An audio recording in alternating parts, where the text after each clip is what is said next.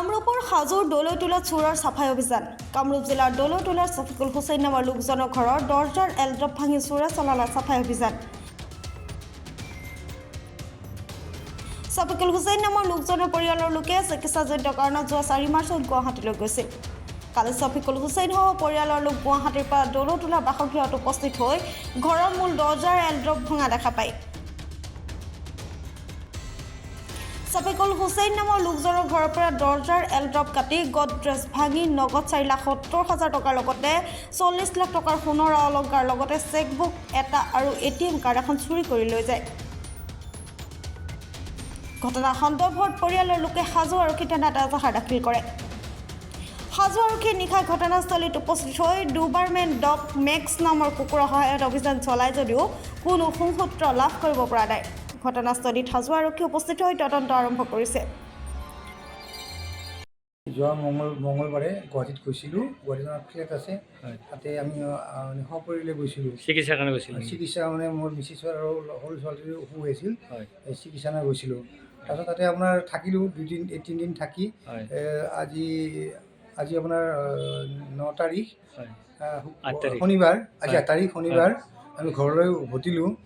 উভতি আমি ঘৰৰ মানে মেইন দৰ্জা খুলি দেখোঁ যে আমাৰ মেইন ঘৰৰ দৰ্জাৰ এলড্ৰপটো ভঙা আছে, কাটা আছে। তাৰপিছত আমি ভিতৰত সোমাই দেখোঁ যে ভিতৰৰ গোটাই কাপোৰ কানিবোৰ চেদেলি ভেদেলি হৈ আছে আৰু ভিতৰত যিবিলাক আমাৰ সোণা আছিল প্ৰায় 40 লাখমান টকাৰ সোণা আছিল আৰু নগদ ধন 4,70,000 টকা, পাট মুগাৰ কাপোৰ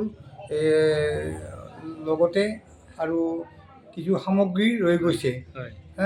তাৰপিছত আমি ATM কাৰ্ড নিছে আৰু তাৰপিছত আপোনাৰ চেকবুক এখন লৈ গৈছে মোৰ ছোৱালীজনীৰ।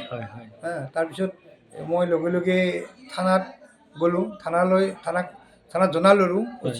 অচি জনাই থানাৰ পৰাই পুলিচ আহি তেওঁলোকে ইনকুৱাৰী কৰিলে, কৰি ক'লেগৈ হ'ব বাৰু আমি চাই লওঁ এইটো, আপুনি এজাহাৰখন দিয়ক এইবুলি আমি মানে এজাহাৰখন লিখিলোঁ। তেওঁ তাৰপিছত ক'লে যে কি বুলি কয় আপোনাৰ কুকুৰৰ ব্যৱস্থা কৰিলে, যে আমি কুকুৰৰ ব্যৱস্থা কৰিছোঁ, কুকুৰখন ৰিকুৱেশ্যন দিলে।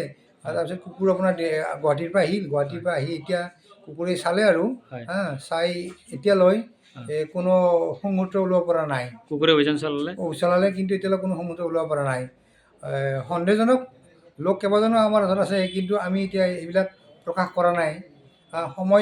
সময়ত আমি হয়তো এইবিলাক প্ৰকাশ কৰিব পাৰোঁ। কুকুৰে অভিযান চলালে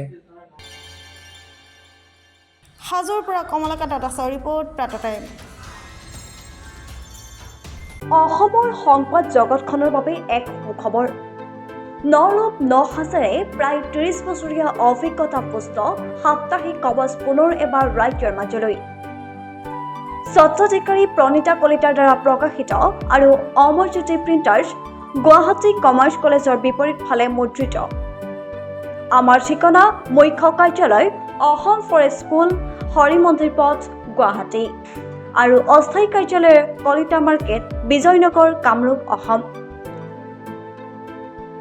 মোবাইল নং 9435114666 আৰু 7002472813। Mail ID probhatiahom@gmail.com।